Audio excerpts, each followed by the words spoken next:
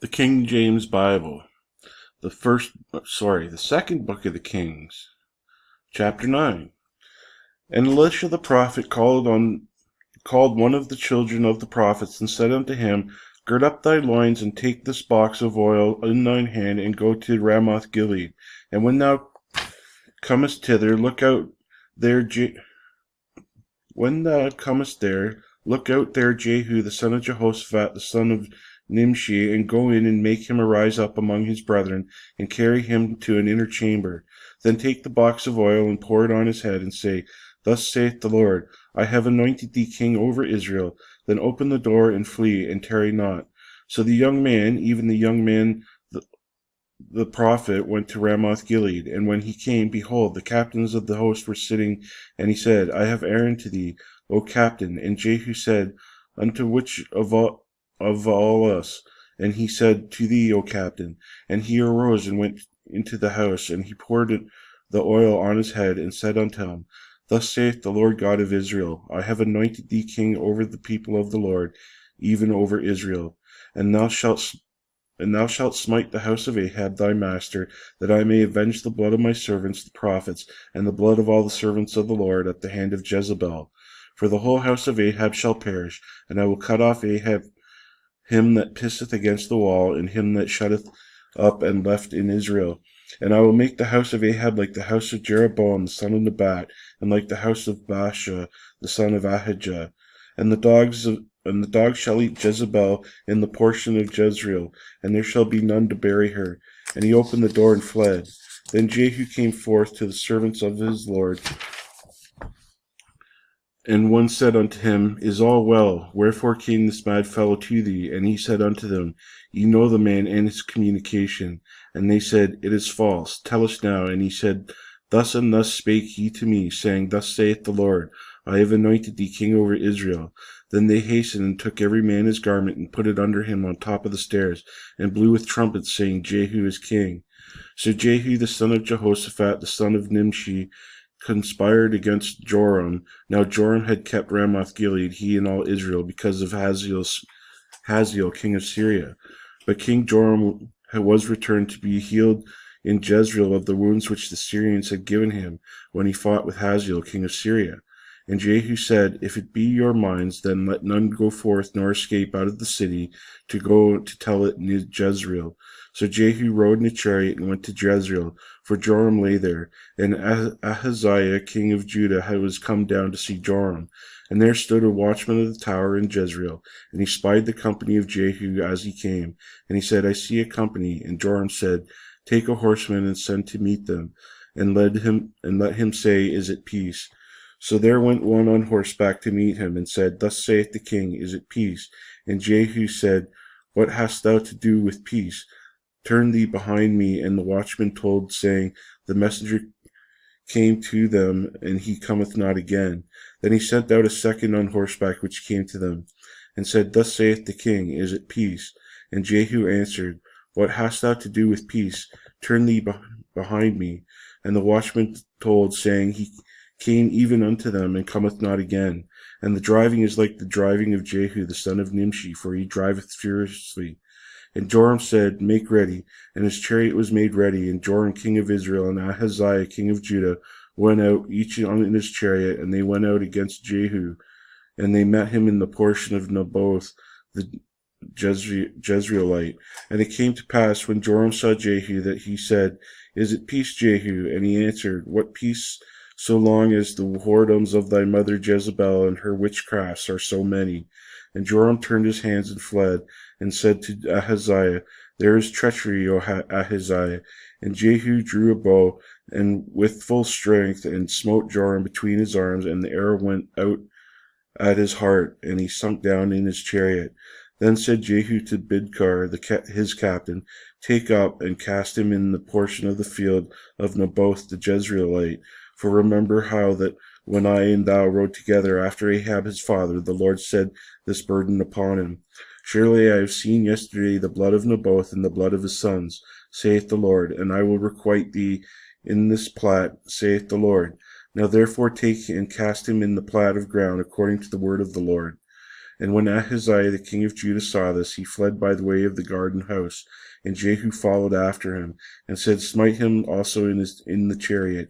And they did so at the going up of Gur, which is by Ibleam.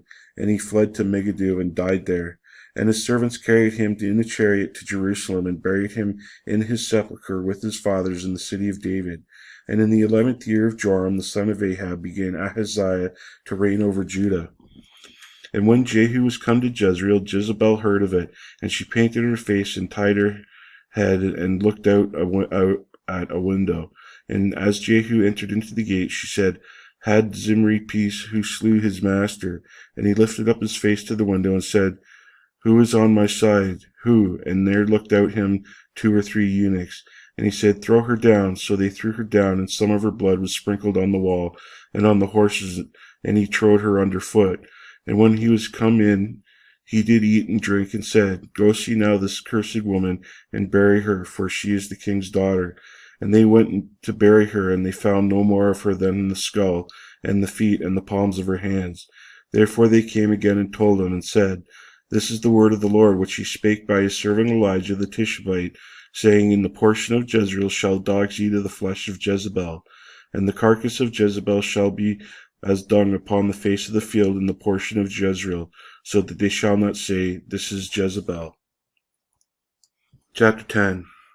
And Ahab had 70 sons in Samaria, and Jehu wrote letters and sent to Samaria unto the rulers of Jezreel, to the elders and to them that brought up Ahab's children, saying, Now as soon as this letter cometh to you, seeing your master's sons are with you, and there are with you chariots and horses, a fenced city also in armor, look even out the best and meetest of your master's sons, and set him on his father's throne, and fight for your master's house. But they were exceedingly afraid, and said, Behold, 2 kings stood not before him. How then shall we stand? For he was over the house, and he was over the city, and the elders also, and the bringers up of the children, sent to Jehu, saying, We are thy servants,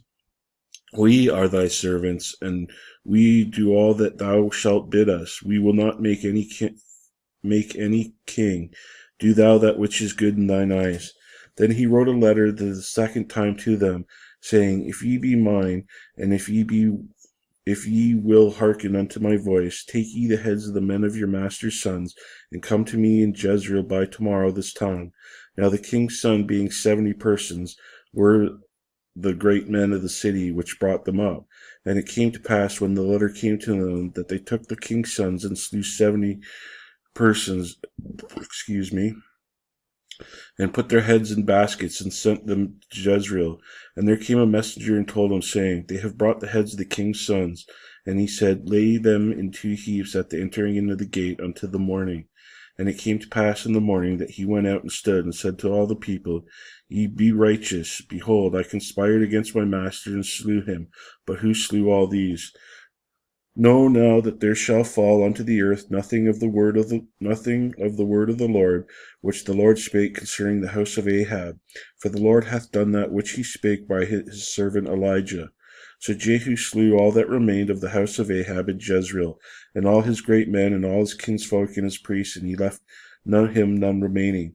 And he arose and departed, and came to Samaria. And as he was at the shearing house in the way, Jehu met with the brethren of Ahaziah king of Judah, and said, Who are ye? And they answered, We are the brethren of Ahaziah, and we go down to sleep the children of the king and the children of the queen. And he said, Take them alive. And they took them alive, and slew them in the pit of the shearing house, even 42 men, neither left he any of them. And when he was departed thence, he lighted on Jehonadab, the son of Rechab, coming to meet him, and he saluted him, and said to him, In thine heart right, as my heart is with thy heart. And Jehonadab answered and said, If it be, give me thine hand. And he gave him his hand, and he took him up with him into the chariot. And he said, Come with me, and see my zeal for the Lord. So they made him ride in his chariot. And when he came to Samaria, he slew all that remained unto Ahab in Samaria, till he had destroyed him according to the saying of the Lord, which spake to Elijah. And Jehu gathered all the people together, and said unto them, Ahab served Baal a little, but Jehu shall serve him much. So therefore shall So therefore call unto me all the prophets of Baal, all his servants and his priests. Let none be wanting, for I have great sacrifice to do to Baal. Whosoever shall be wanting, he shall not live. But Jehu did it in subtlety, to the intent that he might destroy the worshippers of Baal. And Jehu said, Proclaim a solemn assembly for Baal, and they proclaimed it. And Jehu sent through all Israel, and all the worshippers of Baal came, so that there was not a man left that came not. And they came unto the house of Baal, and the house of Baal was full of them from one end to another. And he said unto him that was over the vestry, Bring forth vestments for all the worshippers of Baal. And he brought forth vestments.